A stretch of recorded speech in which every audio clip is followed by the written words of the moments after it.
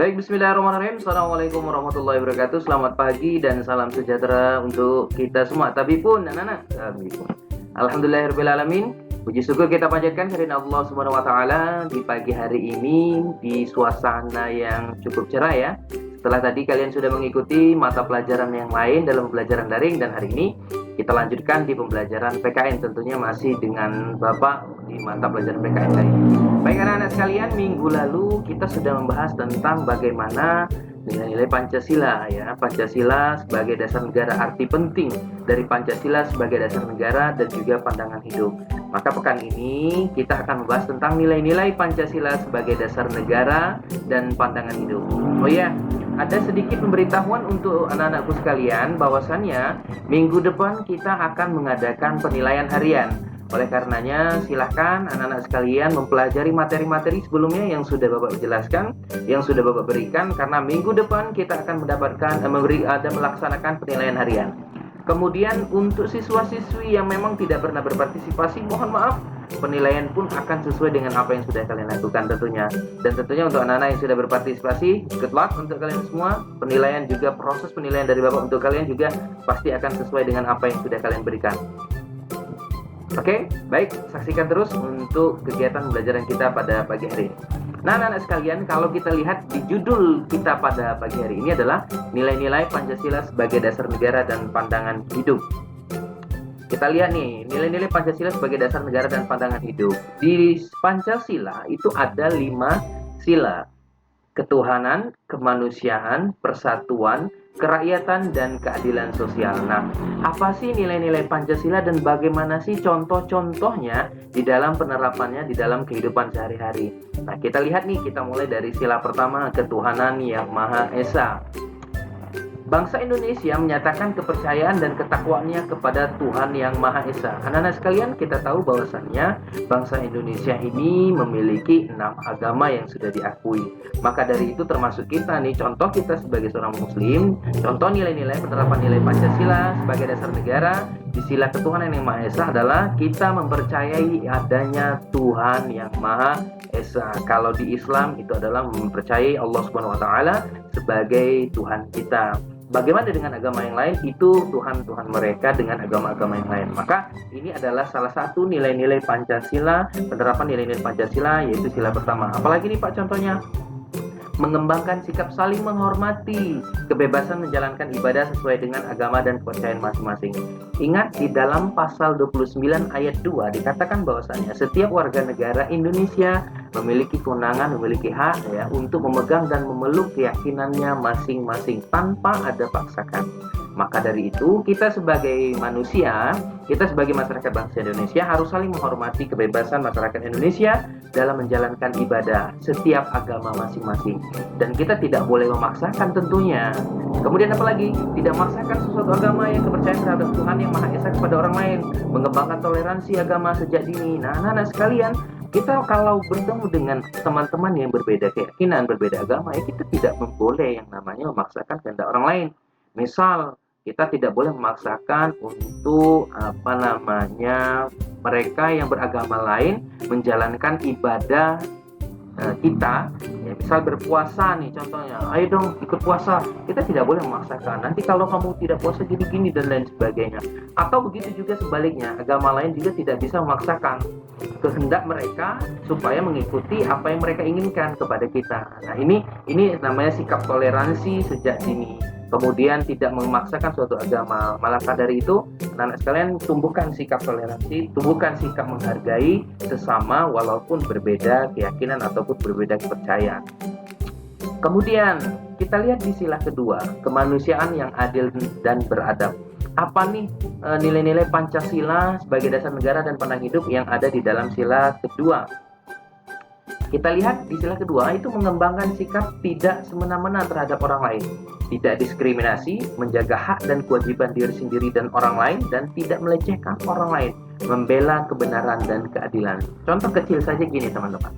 Anak-anak sekalian, kalau kalian berteman dengan anak-anak teman-teman kalian ya, maka jangan pernah coba-coba untuk sikap diskriminasi. Karena apa? Contoh nilai-nilai Pancasila di sila kedua ini adalah kita tidak boleh bersikap diskriminasi. kalian kadang-kadang memilih teman-teman nih, apakah harus sesuai dengan misalnya tingkat kekayaan, atau mungkin karena saya orang adalah orang-orang pintar jadi berteman dengan orang-orang pintar. Tidak seperti itu anak. Jadi kalian tidak boleh memiliki sikap diskriminasi, artinya ada keadilan. Termasuk diantaranya nih, misal nih ada guru yang memberikan penilaian, saya ikut terus nih Pak kegiatan daring, saya ikut terus kegiatan pembelajaran, nilai saya kok kecil, sementara ada yang tidak pernah sama sekali kok nilainya besar. Nah, ini contoh proses diskriminasi. Maka di dalam Pancasila, di sila kedua kemanusiaan adil beradab, sila kedua ini menganjurkan kita untuk bersikap adil dan tidak diskriminasi. Ingat, kita tidak boleh semena-mena terhadap orang lain.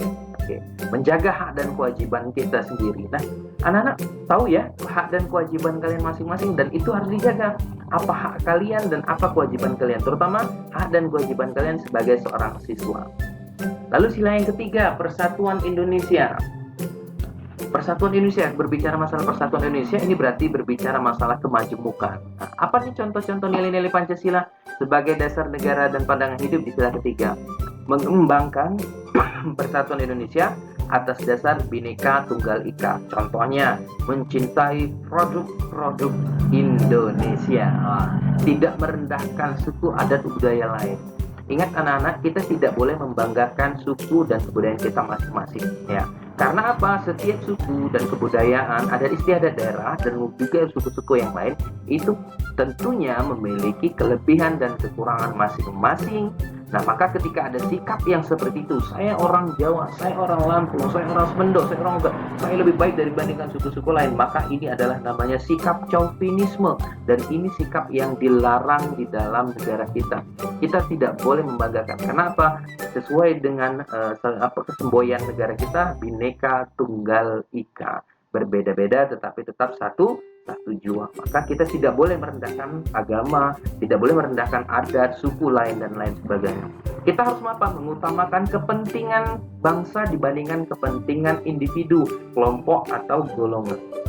Ingat, bangsa itu adalah yang terdepan. Urusan bangsa, urusan negara, urusan masyarakat itu harus urusan terdepan dibandingkan mementingkan diri sendiri. Ini namanya sikap egois yang harus kita hindari. Persatuan Indonesia. Kemudian sila keempat, nilai-nilai Pancasila sebagai dasar negara pandangan hidup. Pada sila keempat yaitu adalah di dalam musyawarah diutamakan kepentingan bersama di atas kepentingan pribadi dan golongan. Ini adalah yang namanya musyawarah mufakat. Contoh, sesaat lagi kita akan mengadakan pemilihan OSIS, ketua OSIS dan wakil ketua OSIS. Maka ini adalah sudah melaksanaan contoh daripada nilai-nilai Pancasila, terutama sila kerakyatan, ya, sila keempat ini tadi. Maka sesaat lagi teman anak-anak sekalian akan melaksanakan nih nilai-nilai Pancasila pada sila keempat. Lihat nih contohnya nih, ada mengutamakan musyawarah, termasuk nanti kita pemilu, ikut serta dalam pemilihan umum. Pemilihan umum itu tidak harus yang namanya milih presiden, gubernur dan lain sebagainya, tetapi pemilihan ketua OSIS, pemilihan ketua kelas itu pun merupakan salah satu contoh penerapan nilai-nilai Pancasila sila keempat yang bisa kalian lakukan. Kemudian melaksanakan hasil keputusan yang berdasar musyawarah dengan niatan dan perbuatan baik dan rasa tanggung jawab. Ingat, segala macam bentuk keputusan itu harus dilaksanakan secara baik. Apalagi hasil putusan itu adalah hasil musyawarah mufakat bersama. Ya kan, ketika ada hasil musyawarah mufakat bersama, maka apapun keputusannya ya harus kita ikuti, kita harus menghargai dan kita harus menjalankan. Contoh, nanti ada ketua OSIS dan wakil ketua OSIS nih yang terpilih nih, tapi kalian tidak setuju, maka kewajiban kalian adalah tetap menyetujui hasil keputusan pemilihan ketua OSIS tersebut dan kalian tidak boleh melarang, ya kan? Baik. Kemudian sila kelima, terakhir sila kelima, keadilan sosial bagi seluruh rakyat Indonesia. Apa nih contoh nilai-nilai sila kelima, keadilan sosial bagi seluruh rakyat Indonesia? Suka melakukan kegiatan dalam rangka mewujudkan kemajuan yang merata dan berkeadilan sosial, menghargai hasil karya orang lain, berbuat adil. Anak-anak, kalian kan tentunya sudah barusan beberapa hari yang lalu mengikuti kegiatan lomba-lomba ya. Bagaimana lomba membaca puisi, bagaimana lomba membaca teks proklamasi tentunya, lomba foto selfie. Nah, ketika kalian menghargai hasil karya orang lain, kemudian memberikan like, memberikan komentar yang positif, menghargai hasil karya yang lain, itu adalah contoh-contoh positif daripada penerapan nilai-nilai Pancasila, terutama sila kelima. Lalu bagaimana nih Pancasila itu dapat dimulai dari mana? Ternyata Pancasila, penerapan nilai Pancasila itu bisa kita mulai dari lingkungan kehidupan kita sehari-hari. Mulai dari lingkungan keluarga, lingkungan masyarakat, lingkungan sekolah, dan tentunya berbangsa dan bernegara. Apa nih contoh-contohnya? Kita lihat sama-sama. Nih di lingkungan keluarga nih, misalnya ada berbakti kepada orang tua, ya kan, saling menghormati, kemudian saling membantu sesama, bersikap adil kepada sesama keluarga, anggota keluarga tentunya.